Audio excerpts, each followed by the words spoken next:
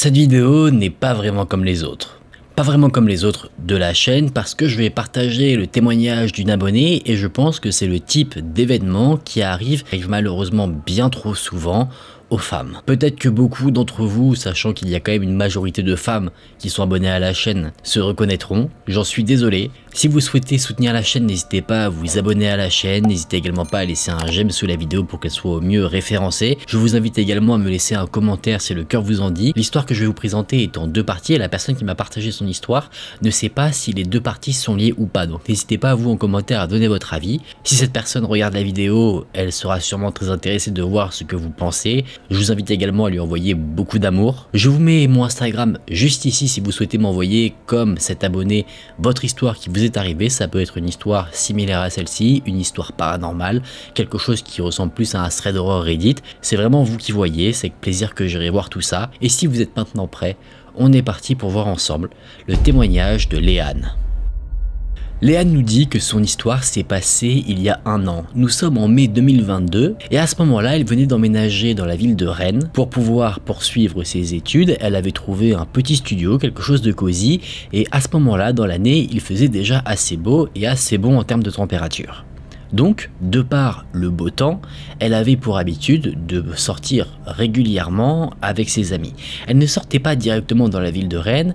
Là où ses amis se retrouvaient, c'était plutôt dans une banlieue de la ville, à 15 minutes à peu près en bus, donc quelque chose de très accessible. La première partie de son témoignage se passe un soir où tout semblait être de mauvais augure. Effectivement, Léane avait pour habitude de se rendre aux fameuses soirées avec ses amis en compagnie de sa meilleure amie qui, à la suite de la soirée, dormait chez elle.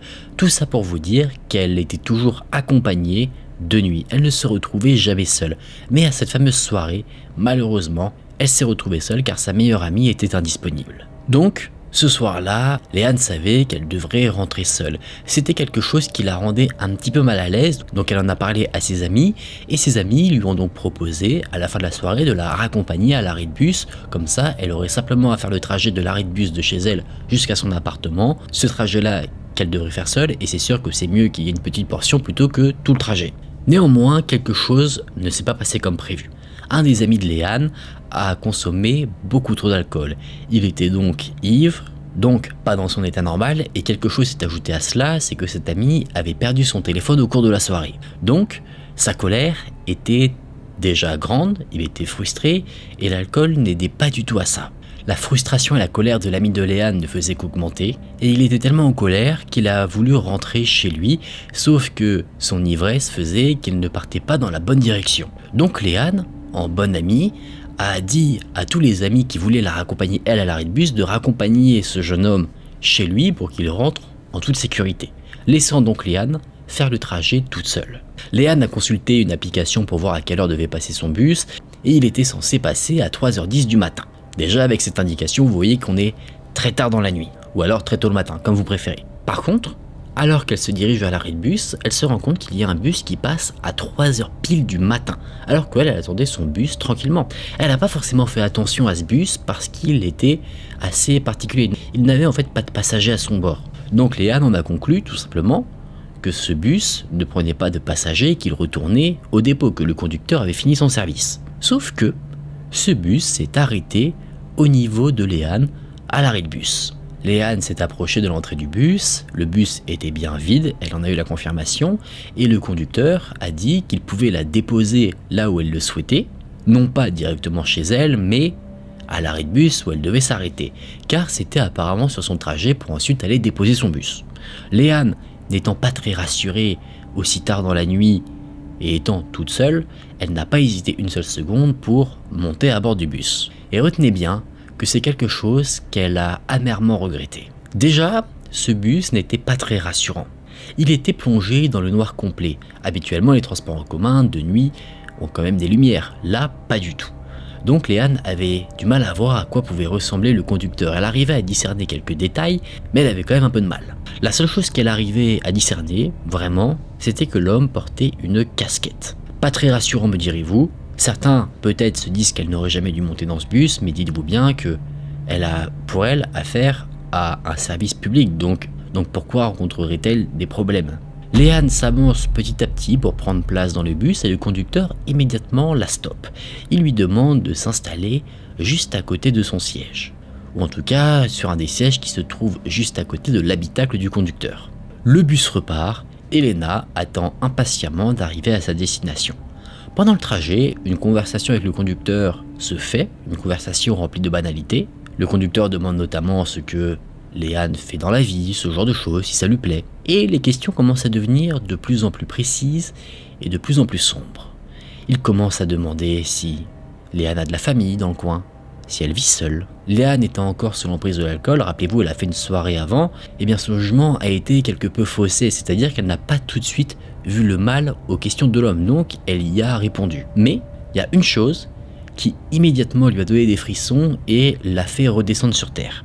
Une question. Cette question venant du conducteur, c'était « Tu sais, c'est dangereux pour une fille de rentrer seule le soir. Donne-moi ton adresse, je vais te déposer. » Ayant retrouvé ses esprits, Léane refuse de donner son adresse. Elle explique au conducteur qu'elle habite tout près de l'arrêt qu'elle avait indiqué. Sauf que l'homme pose plusieurs fois la même question. Il est très insistant, Léane, elle, refuse, et c'est au bout du 4e refus que là, le conducteur de bus a freiné très brusquement. D'un coup, son expression et sa voix ont changé. De base, il semblait plutôt amical. Là, il semblait très énervé, comme s'il était prêt à faire du mal à quelqu'un. Léane m'a dit qu'elle avait l'impression d'avoir en face d'elle une toute autre personne. Et après avoir freiné brusquement, le conducteur a crié sur Léane « Sors !» Un mot tout simple, mais dit d'une manière très colérique. Léane n'avait rien pour se défendre, pas une bombe au poivre, rien du tout, donc elle s'est exécutée. Elle s'est rendue au niveau de la sortie du bus, et vous savez, dans les bus, généralement, on rentre côté conducteur et on sort vers le milieu du bus. Je sais pas si c'est comme ça partout, je sais qu'à Paris c'est comme ça, et visiblement à Rennes c'est la même chose. Inquiète, Léane a envoyé des messages sur les réseaux sociaux à ses amis pour envoyer des photos du bus au cas où il lui arrive malheur. Elle a essayé de garder son calme et elle a attendu que le conducteur ouvre la porte pour sortir du bus. Sauf qu'encore une fois, le conducteur a dit à Léane d'un ton très énervé qu'elle ne pouvait pas sortir par la sortie habituelle, mais qu'elle devait emprunter la porte côté conducteur, donc elle devait repasser à côté de cet homme qui maintenant l'effrayait. En tremblant, Léane a donc marché jusqu'à l'entrée du bus pour en sortir. Elle a remercié poliment le conducteur de l'avoir emmenée. Elle a tout fait pour ne pas offenser cet homme qui pour elle pouvait lui faire du mal. Et elle a une grande peur. Cette grande peur, c'est qu'au moment où elle sorte du bus, l'homme l'attrape, l'enferme dans le bus pour lui faire évidemment le pire. Elle fait comme si tout allait bien, elle essaye de montrer qu'elle n'est pas effrayée alors qu'elle est littéralement paniquée. Et une fois qu'elle pose ses yeux à l'extérieur du bus, elle se rend compte que le conducteur ne l'a pas déposé à un arrêt, il l'a déposé clairement au milieu de nulle part, dans une ruelle déserte et totalement sombre. Ne reconnaissant pas les lieux, elle est encore plus apeurée, elle ne sait pas comment faire pour rentrer chez elle. Et juste avant qu'elle s'éloigne du bus, le conducteur lui a dit une dernière phrase.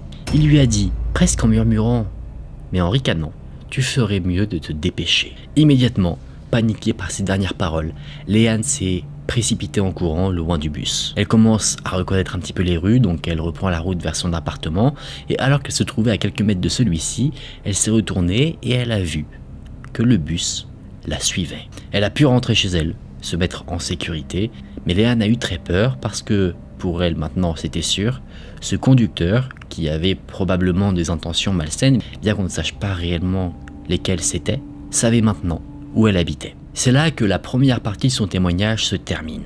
Avant de passer à la seconde partie, je vous rappelle que si vous souhaitez soutenir la chaîne, vous pouvez vous abonner, sachez que c'est vraiment très important, ça me soutient énormément. Vous pouvez également laisser un j'aime sous la vidéo si vous appréciez le contenu. Je vous réaffiche mon Instagram juste ici si vous souhaitez m'envoyer votre histoire, si vous souhaitez que je la partage en vidéo. C'est avec un grand plaisir que j'essaierai de retranscrire votre parole. Maintenant que vous avez la première partie, je vais vous présenter cette seconde partie et vous me direz dans les commentaires si pour vous il y a un lien ou pas. Nous sommes quelques jours après les événements que je viens de vous raconter. Alors que Léane était tranquillement chez elle, quelqu'un a sonné à sa porte. Elle n'a pas cherché à savoir qui c'était parce que ses amis avaient l'habitude parfois de passer à l'improviste ou ils passaient chez elle en tout cas. Donc pour elle c'était plutôt clair, c'était juste un de ses amis ou une de ses amies qui passait la saluer. Sauf qu'en ouvrant la porte, elle s'est retrouvée face à un homme qu'elle ne connaissait pas. L'homme s'est présenté comme quelqu'un faisant partie d'une association qui vendait un journal relatant certaines actions de l'association. De la description qu'en a fait Léane, cet homme avait une barbe, la quarantaine à peu près, et des gants en cuir noir. Et c'est ce détail-là qui a tout de suite interpellé Léane. Il faisait chaud à cette période, donc c'était très incohérent que cet homme porte des gants, surtout en cuir. Et elle en est sûre, peut-être que c'est une pensée qui vous a traversé l'esprit, les gants qui étaient portés par cet homme n'étaient pas des gants de moto, c'était des gants qui restaient quand même assez fins, c'était pas des gants de protection. C'est en voyant cela qu'elle a compris que quelque chose était inhabituel, donc elle a décidé de couper court à la conversation en disant qu'elle n'était pas intéressée, elle a vite refermé la porte. Léane est restée derrière la porte pendant quelques instants, et c'est une observation qui l'a fait vraiment paniquer. Elle s'est rendue compte que l'homme qui a frappé chez elle ne frappait à aucune porte aux alentours. C'est comme si il était rentré dans l'immeuble et avait ciblé son appartement. Alors que si c'était quelqu'un qui faisait du porte-à-porte, il aurait évidemment toqué ailleurs et ça se serait entendu. De plus, Léane se souvient que cet homme ne portait rien, aucun signe distinctif en rapport avec l'association. C'est vrai que généralement, par exemple quand on est dans la rue et qu'on se fait interpeller par des personnes faisant partie de l'association, ils ont toujours un t-shirt, une sorte de kawaii, en tout cas ils ont des éléments distinctifs qui montrent leur appartenance à une association. Là l'homme avait rien du tout, c'était comme si c'était quelqu'un de lambda qui avait un journal pour une association. Donc inquiète, Léane a décidé d'appeler le concierge de l'immeuble, concierge qui a dit ne bouge pas, on arrive avec la sécurité. Malheureusement, l'homme qui a toqué à la porte de Léane n'a pas été retrouvé. Le concierge était très inquiet parce que pour lui c'est sûr, il y avait clairement une intrusion dans l'immeuble. Parce que pour entrer dans l'immeuble déjà il fallait un badge, ensuite pour accéder aux différents étages il fallait prendre des ascenseurs, il y en avait 2, sauf que, détail particulier, Léane vit à un étage où les ascenseurs ne vont pas. En fait, elle explique que l'étage où elle vit, c'est un étage où il y a plusieurs appartements un peu configurés de la même manière qui proposaient en fait des logements à l'époque pour les bonnes. Elle n'était pas dans les premiers étages, elle était vraiment dans les derniers, donc c'était impossible, en gros, de toquer chez elle par hasard. Pour elle, c'est sûr, si on toque chez elle, c'est qu'on voulait toquer chez elle. Elle a donc eu plusieurs théories. D'abord, elle pensait peut-être à un cambrioleur qui venait faire du repérage, ce qui est possible. Mais cet incident se passant vraiment à quelques jours de ce qui s'est passé avec le conducteur de bus, elle pense que peut-être l'homme qui lui a fait face était le conducteur du bus, mais qu'elle ne l'a pas reconnu parce qu'elle ne l'avait pas vu vraiment, sachant que le bus était dans l'obscurité la première fois. Fort heureusement, depuis, Léane n'a jamais eu affaire à cet homme de nouveau, que ce soit le conducteur ou l'homme qui a toqué à sa porte, et j'espère sincèrement qu'elle n'aura plus jamais affaire à ce type d'individu. Merci Léane du partage de ton histoire, j'espère que je l'ai bien retranscrit, en tout cas j'ai fait de mon mieux. Alors personnellement, par rapport à ton histoire, je pense qu'effectivement c'est possible que les deux événements soient liés. Après, il n'y a pas une certitude vraiment à 100%, ça peut être deux événements totalement distincts, et c'est juste une coïncidence le fait que ce soit rapproché en termes de timing. Autre théorie encore, la personne qui a toqué chez toi est peut-être, je vais dire un complice, même si c'est peut-être pas le bon terme, du conducteur de bus. Le conducteur du bus ne s'est pas présenté parce que peut-être il pensait que tu l'avais vu et il voulait pas se faire reconnaître. On ne sait pas vraiment. Si on a affaire à deux personnes distinctes qui n'ont rien à voir entre elles, quelles étaient leurs intentions? Le conducteur du bus avait un comportement vraiment très étrange. L'autre, c'est un peu plus compliqué à dire je trouve. Mais c'est vrai que les remarques que tu as partagées derrière, comme quoi il n'a toqué vraiment à aucune porte derrière, laissent penser que c'était quelqu'un qui avait des intentions cachées. Voilà les amis, on en a fini pour ce témoignage. J'espère que c'est un témoignage qui vous a intéressé. Je vous invite à dire en commentaire quelles sont vos théories. Selon vous, quelles étaient les intentions de ces deux personnes? Est-ce que vous êtes d'accord avec Léane et avec moi, comme quoi leurs intentions étaient malsaines, ou en tout cas plutôt néfastes? Je vous invite à envoyer beaucoup d'amour et beaucoup de soutien à Léane, à la féliciter aussi d'être passée au-delà de cette dure épreuve qui a dû être assez traumatisante. Elle a dû regarder plus d'une fois derrière son épaule si jamais elle n'était pas suivie, si jamais elle ne revoyait pas le fameux bus qui l'a traumatisée pendant cette fameuse soirée. Si la vidéo vous a plu, que vous souhaitez soutenir la chaîne, n'hésitez pas à vous abonner. Je sais que je le dis beaucoup, mais vraiment ça compte. Prenez le temps, sachez que ça soutient énormément, tout comme laisser un j'aime pour le référencement. Vous n'avez pas idée à quel point ça fait la différence. Je vous affiche une dernière fois mon Instagram juste ici si vous souhaitez, comme Léane, me partager votre histoire. Vraiment, il n'y a aucune limite au type d'histoire, donc si vous voulez partager quelque chose, que vous avez envie de parler, n'hésitez pas. Vous pouvez aussi m'envoyer votre histoire, même si vous ne souhaitez pas forcément que je le raconte. Vous avez juste à me l'indiquer, j'aurai quand même vous lire évidemment. Prenez soin de vous les amis, faites attention à vous. On se dit à très vite dans une prochaine vidéo. C'était Aiken. Salut!